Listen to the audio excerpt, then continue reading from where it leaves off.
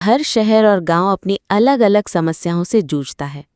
कहीं पानी की दिक्कत, कहीं बिजली की, तो कहीं रहने के लिए छत की। महानगरों की ऊंची ऊंची इमारतों और चमकती सड़कों के बीच भी एक दुनिया छुपी हुई है, गरीबी की, मजबूरी की और जुगाड़ की।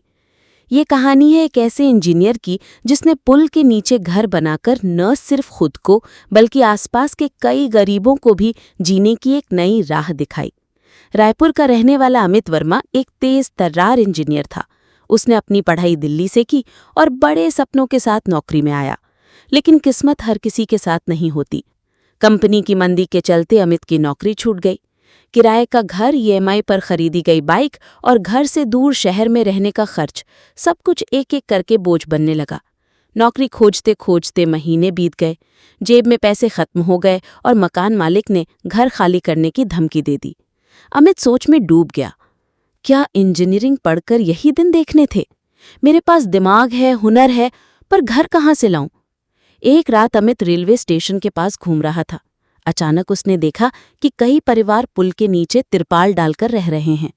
कोई चूल्हा जलाकर खाना बना रहा था, कोई बच्चे मिट्टी में खेल रहे थे। अमित के दिमाग में बिजली कौंधी। अगर ये लोग पुल के नीचे रह सकते हैं तो मैं क्यों नहीं? लेकिन मैं इंजीनियर हूं, मैं इसे और बेहतर तरीके से कर सकता हूं। उसने तय किया कि जब तक नौकरी नहीं मिलती वो पुल के नीचे ही एक छोटा सा घर बनाएगा। अगले ही दिन अमित कबाड़ के गोदाम पहुंचा। वहां से उसने लोहे की चादरें, लकड़ी के टुकड़े और पुरानी प्लास्टिक शीट खरीदी। धीरे धीरे उसने पुल के नीचे इंजीनियरिंग दिमाग से एक कमरा जैसा ढांचा तैयार किया। बांस और लोहे की पाइप से ढांचा खड़ा किया। ऊपर प्लास्टिक और टीन की चादर डालकर छत बनाई। चारों तरफ दीवारें लकड़ी और बोरे से खड़ी कर दी। बरसात का पानी ना आए इसके लिए नाली भी बना दी। जब पूरा काम खत्म हुआ तो उसका घर आसपास की झुग्गियों से अलग और मजबूत दिखता था। लोग हैरान रह गए, भाई ये तो इंजीनियर वाला घर है, तूने ये सब कैसे बनाया? अमित मुस्कुराया। जहां दिमाग और मेहनत मिल जाए वहां कोई भी जगह रहने लायक बन सकती है। अमित ने पुल के नीचे रहने की आदत डाल ली।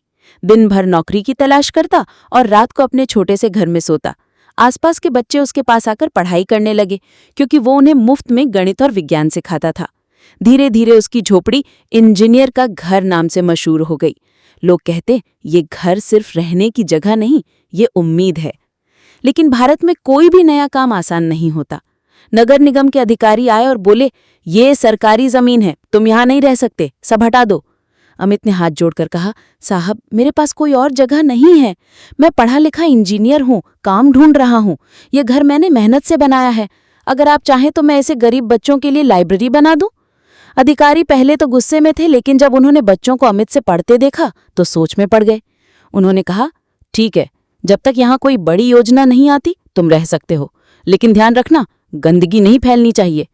अमित ने ठान लिया कि वो पुल के नीचे सिर्फ खुद का घर नहीं बनाएगा, बल्कि और लोगों की मदद करेगा। उसने अपने ज्ञान से छोटे छोटे मॉड्यूलर शेल्टर बनाए। बांस और तिरपाल से सस्ते घर, सौर लाइट लगाने का जुगाड़, पानी इकट्ठा करने के लिए पाइप और ड्रम। अब उसके पास दर्जनों लोग आने लगे, कोई मजदूर, कोई रिक्शा वाला, कोई दिहाड़ी करने वाला।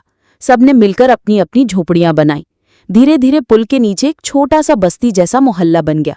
एक दिन स्थानीय अखबार का पत्रकार वहां आया। उसने देखा कि कैसे एक बेरोजगार इंजीनियर ने पुल के नीचे घर बनाकर गरीबों की जिंदगी बदल दी है। अगले दिन अखबार में बड़ी हेडलाइन छपी, इंजीनियर ने पुल के नीचे बनाई नई बस्ती, न आश्रय न नौकरी पर हौसला बुलंद। ये खबर सोशल मीडिया पर फैल गई। कॉलेज के स्टूडेंट्स, एनजीओ और कुछ अफसर भी मदद करने आए। लेकिन हर काम में राजनीति घुस जाती है। कुछ स्थानीय नेता बोले, ये पुल के नीचे की जमीन हमारी पार्टी के प्रोजेक्ट के लिए है, यहाँ कोई बस्ती नहीं रह सकती। उन्होंने मजदूर भेजकर घर तोड़ने की कोशिश की, लेकिन इस बार पूरी बस्ती एकजुट हो गई। बच्चे चिल्लाए, ये हमारा स्कूल है, इसे मत तोड़ो। औरतें बोली, यहाँ हमें पहली बार सुरक्षित छत मिली है। लोगों ने अमित का साथ दिया। मजबूरी में नेता पीछे हट गए। इसी दौरान एक बड़ी कंस्ट्रक्शन कंपनी ने अमित को बुलाया। एचआर ने कहा, हमने अखबार में आपका काम पढ़ा। हमें ऐसे इंजीनियर चाहिए जो सिर्फ नक्शा न बनाए बल्कि जमीनी स्तर पर काम करना जानता हो। क्या आप हमारे साथ काम करेंगे? अमित की आंखें बाहर आईं। उसने सोचा, कभी मैं पुल के नीचे रहने को मजबूर था, आज उसी काम ने मुझे नौकरी दिला दी। अमित अब कंपनी में काम करता है, लेकिन पुल के नीचे बनाई गई बस्ती को उसने छोड़ा नहीं। वो हर हफ्ते वहां जाता है, बच्चों को पढ़ाता है और नई तकनीकें सिखाता है। लोग उसे प्यार से कहते हैं पुल वाला इंजीनियर। कहानी यही बताती है कि भारत में जिंदगी आसान नहीं है। इंजीनियर हो या मजदूर, सबको जूझना पड़ता है। लेकिन अगर हिम्मत और दिमाग हो तो पुल के नीचे भी घर बन सकता है और वहां से नई दुनिया की शुरुआत हो सकती है।